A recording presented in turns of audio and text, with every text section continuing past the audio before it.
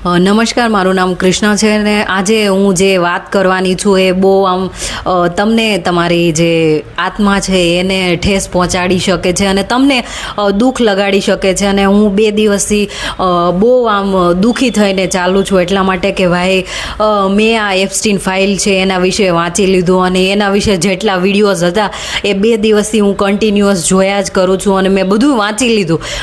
તો તમને Epstein file છે એના વિશે ના ખબર હોય તો તમે સર્ચ કરી લેજો. એક ઝેફરી એપ્સ્ટીન નામનો જે એક વ્યક્તિ હોય છે જેની પાસે બહુ દોલત સંપત્તિ છે અને ત્યાં એની પાસે પોતાની પ્રાઇવેટ જગ્યા છે જ્યાં તે નાની છોકરીઓ છે એને લઈ જાય છે, જે જવાન છોકરીઓ છે એ બધે એને લઈ જાય છે અને એમની સાથે રેપ અને જે નાના છોકરા છે એને મારીને ખાઈ જાય છે અને એની સાથે નાની છોકરીઓ સાથે પણ એ લોકો રેપ કરે છે. અને એમાં મોટા મોટા જે પોલિટિશિયન છે, ધર્મગુરુઓ છે એ પણ છે અને ભાઈ આપણા ઇન્ડિયાના લોકો પણ એમાં ઇન્વોલ્વ છે. એટલે કે એ લોકોના ફોટોસ છે એ પણ બહાર આવ્યા છે.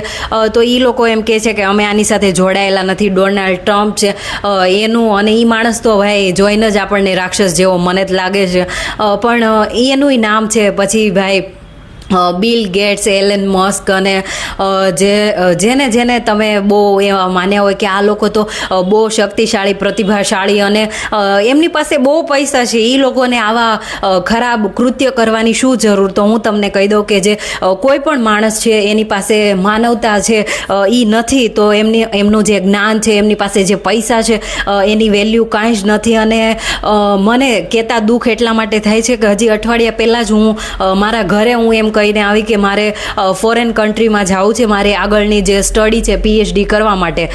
તો હું દુઃખી થઈ ગઈ કે ભાઈ લોકો છે એની માનવતા છે એ મરી ગઈ છે અને જે નાની છોકરીઓ છે એને અને જે સ્ત્રીઓ છે એ ક્યાંય સેફ જ નથી. અને જે નાની છોકરીઓ છે એ નાના છોકરા છે એને એ ખાઈ જાય છે અને એમની સાથે બીભત્સ વર્તન છે એ કરવામાં આવે છે. તમે એમના વિડીયોઝ છે અને એમના જે ફોટોસ છે એ લોકોએ US વાળાએ રિલીઝ કર્યા છે, એ તમે જુઓ એટલે તમારું આમ મગજ છે એ કામ કરતું બંધ થઈ જશે.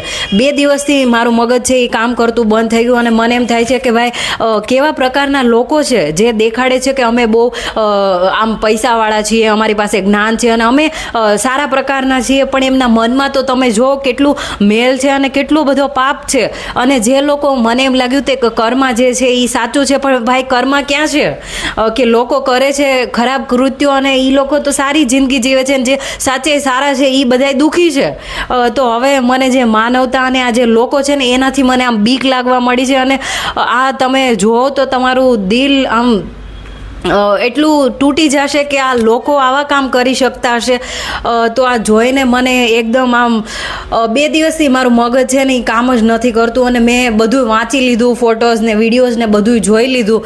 તો મને એમ થયું કે માણસો, ભાઈ તમારે કોઈ પશુ છે એનાથી તમારે બીવાની જરૂર નથી, પણ આ જે તમે તમારી આજુબાજુ રહે છે માણસો અને જેમને તમે આઈડિયલ બનાવી દીધા છે અને જેમને તમે સારા માની લીધા છે, એ લોકો આવા પ્રકારના કૃત્યો કરી શકે છે. અને હવે મને એમ લાગે છે કે હવે આપણે માણસ બનીએ તો જ બહુ સારું છે. બાકી પૈસા અને તમારી પાસે જ્ઞાન છે એનું કાંઈ કામ નથી કે તમે નાની છોકરીઓ અને જે જવાન છોકરીઓ છે એની સાથે આવું કરશો.